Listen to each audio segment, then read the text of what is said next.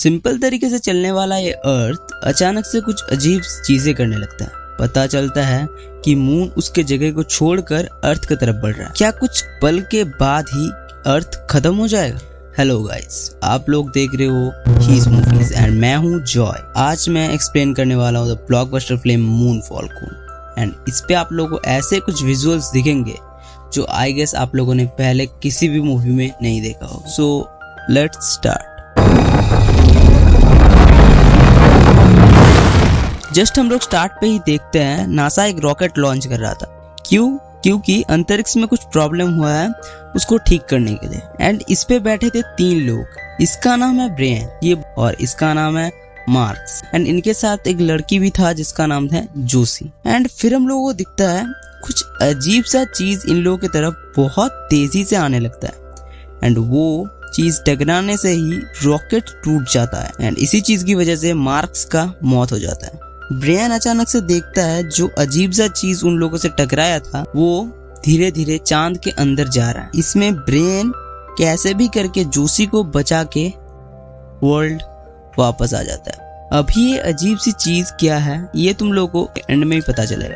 फिर हम लोग देखते हैं 18 महीने के बाद का सीन। इधर पे दिखाया जाता है हम लोगों को ब्रेन की फैमिली जो पैसे की तंगी की वजह से उनको ये घर भी छोड़ना पड़े। अभी हम लोगों को देखने को मिलता है ब्रेन का बेटा जिसका नाम है सनी, जो एक न्यूज दिख रहा था जिसपे हम लोगों को पता चलता है कि मार्क्स का जो एक्सीडेंट हुआ था उसके लिए सरकार ब्रेन को ही दोषी मान रहा था। एंड फिर हम लोग देखते हैं इस लड़के को जिसका नाम है केसी हैजवैन। एंड इस लड़के का सपना था नासा में जाने का, बट इसका किस्मत बहुत ही ज्यादा खराब था, इसीलिए ये नासा में नहीं ज्वाइन हुआ। बट ये खुद ही अंतरिक्ष का रिसर्च करता है घर में बैठकर। तभी उसको एक अनोखी बात पता चलता है कि चांद जो है वो धीरे धीरे पृथ्वी की तरफ बढ़ रहा है। केसी ये चीज नासा को बोलने के लिए कॉल करता है बट वो ये चीज नासा को बोल नहीं पाता।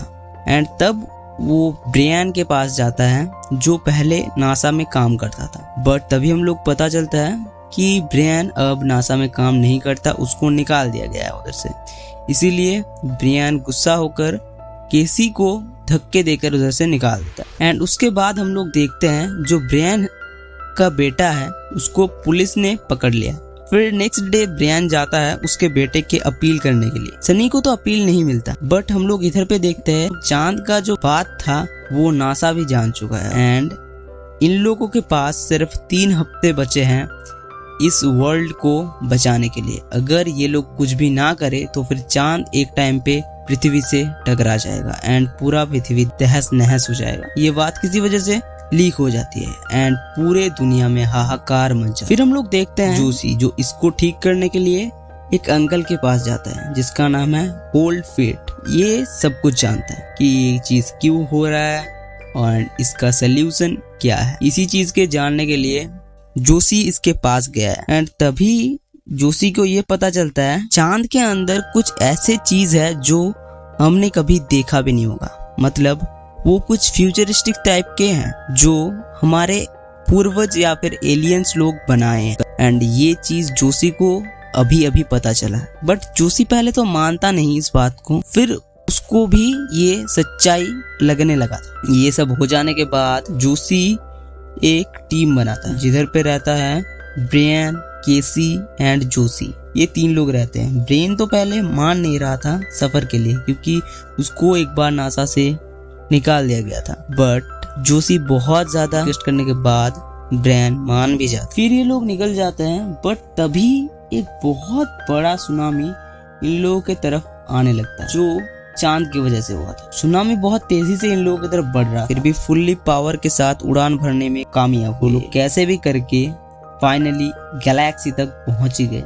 एंड यहाँ अर्थ पे हम लोगों को दिखता है चांद के टुकड़े गिरने की वजह से पूरे अर्थ में तहलका मच गया। एंड सब लोग अपने जान बचाने के लिए ऊपर पहाड़ में जा रहे हैं। एंड जैसे ही ये लोग चांद की तरफ बढ़ते हैं उन लोगों को दिखता है वो चीज धीरे धीरे चांद के अंदर जा रहा है। कौन सा चीज जो वो लोगों ने पहले देखा था। एंड वो लोग जैसे ही अंदर जाने की कोशिश करते हैं वो चीज उनके तरफ बहुत तेजी से बढ़ने लगता है। बट ब्रेन पहले भी इसको एक बार फेस कर चुका है इसीलिए वो जानता था कि ये चीज लाइट से अट्रैक्ट होता है, इसीलिए वो जल्दी से सब लाइट्स ऑफ कर देता है एंड वो चीज उनको छोड़ देता है। अब ये क्या चीज है, मैं जैसे कि पहले बताया, आप लोगों को लास्ट में ही पता चलेगा, तो लास्ट तक सब्र रखो भाई। रॉकेट को इधर पे ही छोड़कर जाना पड़ेगा क्योंकि वो चीज लाइट से अट्रैक्ट होता है। तो वो लोग इस मिसाइल को लेकर जाते हैं एंड तभी एक चांद का टुकड़ा उनके रॉकेट पे ही गिर जाता है एंड उनका रॉकेट